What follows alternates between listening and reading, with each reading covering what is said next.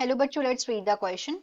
Plants like mint and jasmine, a slender lateral branch arises from the base of the main axis and after growing aerially for some time, arch downward to touch the ground. This slender branch is called. बोला गया है कि जो plants होते हैं जैसे कि mint हो गया, जैस्मिन हो गया, यहाँ पे एक स्लेंडर लेटरल ब्रांच एराइज होती है मेन एक्सिस के बेस से और फिर कुछ समय ये बाहर ग्रो होने के बाद कुछ समय बाद ये ग्राउंड में टच कर जाती है, तो इस स्लेंडर ब्रांच को क्या बोलते हैं? फोर ऑप्शंस हैं। A suckers, B is stolen, C is offset and D is scrambles, scrambler. Question का की कंसेप्ट देखेंगे कि concept of this question: modification of stem। यहां पे stem की बात हो रही है।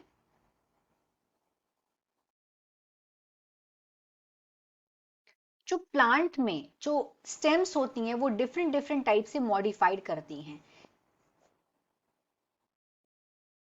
किस लिए मॉडिफाई करती हैं? For special purpose.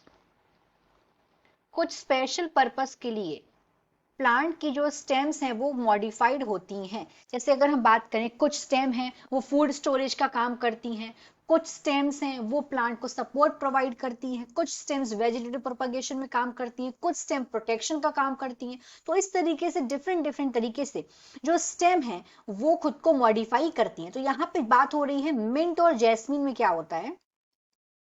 Mint and Jasmine की अगर हम बात करें तो यहाँ पे जिस टाइप की स्टेम का डिस्क्रिप्शन दिया है उसको बोलते हैं stolon. This is called stolon. Stolon में ये एक अंडरग्राउंड स्टेम है मॉडिफाइड प्लांट की जो प्रोड्यूस होती है स्टेम टिश्यू से, और ये क्या है, ये जिंदा होती है सॉइल सरफेस पे। स्टोलोन हम इसको डायग्राम में समझते हैं फॉर बेटर अंडरस्टैंडिंग। अगर हम देखते हैं कि ये यहाँ पे ये सॉइल है, ये नीचे रूट्स हैं, दिस इज रूट्स। एक हम रफ डायग्राम समझ रहे हैं। ये प्लांट है, दिस इज प्लांट, प्लांट की लीव्स हो गई है, दिस इज प्लांट।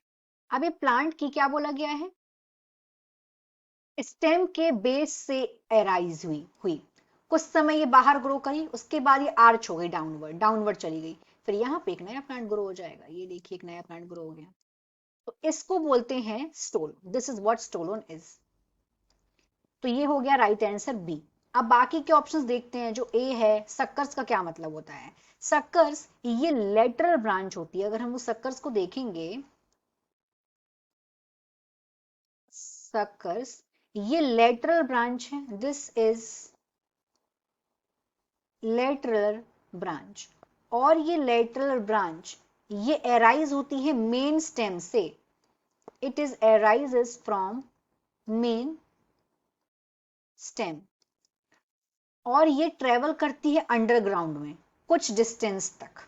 अगर हम इसको देखें तो अगर हम इसका भी डायग्राम देखते हैं फॉर बेटर एक्सप्लेनेशन अगेन। इसका अगर हम डायग्राम देखेंगे, जैसे कि ये सॉइल हो गई, नीचे में क्या है, यहाँ पे ये, अब ये सॉइल है, ये इसकी हम स्टेम देखते हैं, ये स्टेम है इस तरीके से। अब ये प्लांट है, प्लांट की लीफ हो गई, दिस इज प्लांट। हम एक रफ डायग्राम बना रहे हैं समझने के लिए। अब ये प्लांट समझ लीजिए आप, ये प्लांट है, ये प्लांट है।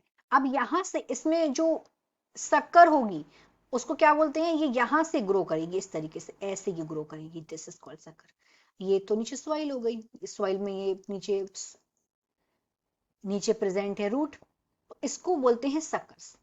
तो ये उसका आंसर नहीं होगा। अब हम शक्कर का अगर एग्जांपल देखें किसमें प्रेजेंट है, तो ये बनाना में प्रेजेंट होती है, this is present in banana. Next बोला गया ऑफसेट। ऑफसेट ये एक मॉडिफिकेशन है स्टेम का जहां पे लेटरल ब्रांच की शॉर्ट इंटरनोड होती हैं। लेटरल ब्रांच की यहां पे शॉर्ट इंटरनोड होती हैं। What is internode? दो नोड के बीच का जो डिस्टेंस होता है उसको बोलते हैं इंटरनोड। और हर एक नोड पे यहां पे रोसेट ऑफ लीव्स प्रेजेंट होती हैं। और टफ्ट ऑफ रूट। तो इस टाइप का जो मॉडिफिकेशन है ये एक्वाटिक प्लांट में होता है, जो ऑफसेट का ये मॉडिफिकेशन है this is present in aquatic plant. Aquatic plant में ये चीज प्रेजेंट होती है, ऑफसेट। ये आंसर नहीं है। नेक्स्ट लास्ट देखते हैं स्क्रैम्बलर्स। स्क्रैम्बलर्स मतलब ये फ्लेक्सिबल लॉन्ग स्टेम होती है जो कि रिसेंबल होती है वाइन्स से। ये क्लाइंबिंग है, ये मतलब ये क्लाइंबिंग है और रैम्बलिंग रोजेस में ये प्रेजेंट कहाँ होती है, बॉगनविलिया में बेसिकली ये प्रेजेंट होती है। मतलब इनका काम क्या होता है, ये जो थॉर्न्स हैं वो यूज किए जाते हैं इन प्लांट्स के लिए फॉर क्लाइंबिंग।